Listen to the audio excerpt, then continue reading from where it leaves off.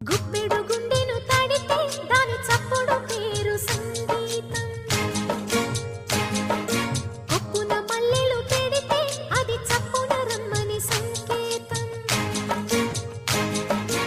అదిరి పడిన పెదవికేంటి అర్థం?